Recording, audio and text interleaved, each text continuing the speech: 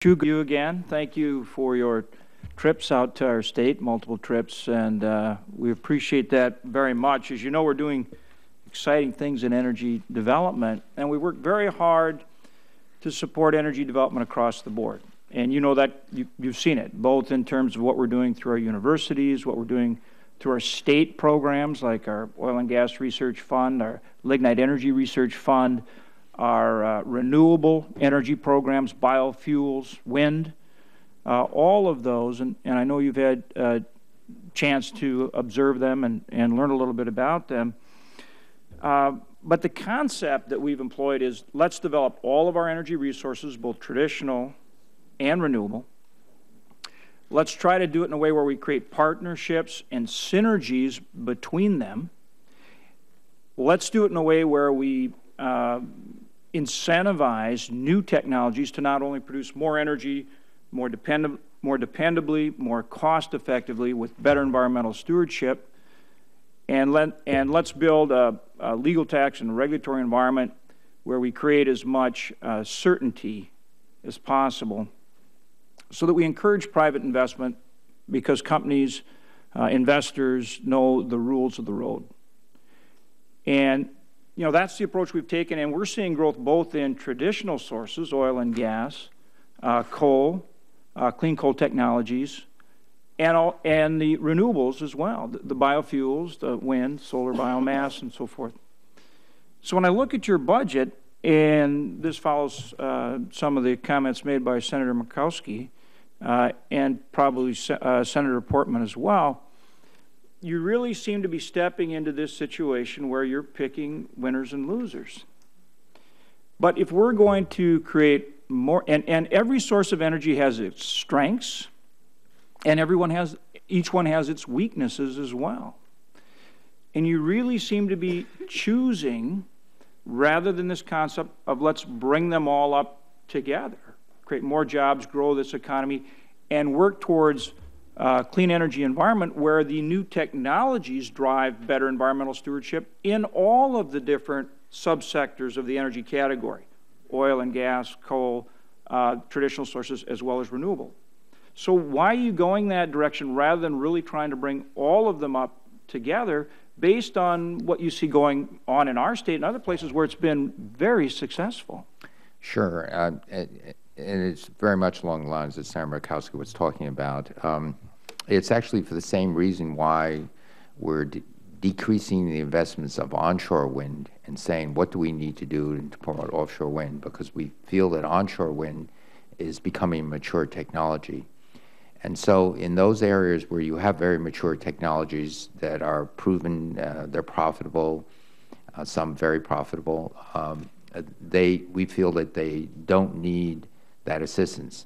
The clean energy standard, it doesn't actually pick any winner, so that's different. So again, want to differentiate between investments in technology development, R&D, that could help improve things. Now, in our investments in R&D, for example, this materials hub, we are very keen on developing new alloys or metal ceramic alloys that can go to higher temperatures. That will be extremely useful in things like new generations of efficient cogen plants for gas, as well as nuclear. So we are, but it's a research and then finally a research and development opportunity. So we want to invest in things which will give the United States the competitive edge, primarily in areas where we do not see the private sector, just as we do not see the private sector picking up in sequestration experiments that we think is a vital part of what we need. So we say, okay, in that case, there's a real government role.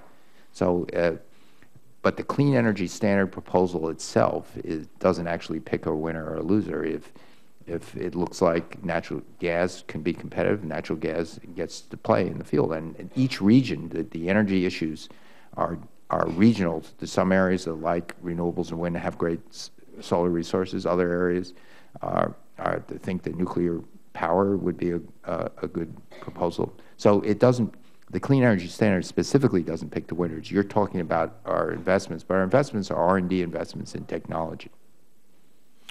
Right, but I would submit to you that to develop a lot of the energy sources that you want to develop in these areas, you're going to have to create these partnerships and synergies, and you can't just invest in certain subsectors. You're going to have to work with all of them. Sequestration is a great example. You're going to need oil and gas research in the non-traditional methods to truly develop sequestration if you want to put CO2 downhole and bring up, tertiary oil recovery. That's one example. I think the oil and gas industry could be extremely helpful in helping us in the sequestration. Not only enhanced oil recovery is not really sequestration; it's using the carbon dioxide to squeegee more oil out. But it makes it economically viable, and that's vital, right? Well, they recover the carbon dioxide and use it for more EOR. But I think the technology. But I agree with you that the technology that the oil and gas industry has would be vitally useful, and I'd love to work with them in putting up monitoring of where the carbon dioxide goes, because there's a real opportunity there, and so I would ask that you encourage the oil companies to partner with us in that. But again, it's something, these are technologies, we're investing in the things that are going to make us competitive in the next year and the following year and the years to come. We see a worldwide market out there and a worldwide competition. Remarkably, I might add that there are 2 partnerships in carbon capture and sequestration with American company AEP and Duke Energy, with 2 companies in China, Hunan Group and ENN. The sequestration experiments are actually being done in China, the capture experiments rather, okay? And so China also sees an economic opportunity here, and so I think we want to invest in that research that will actually be, we want to see it made in America. Let me be blunt about all this stuff, because again, that's something very important to the future prosperity of this country. I know I'm out of time. Thank you, Mr. Chairman. I look forward to more discussion on that subject. Senator Sanders. Thank you very much, Mr. Chairman. And Secretary Chu, let me just thank you very much. Your job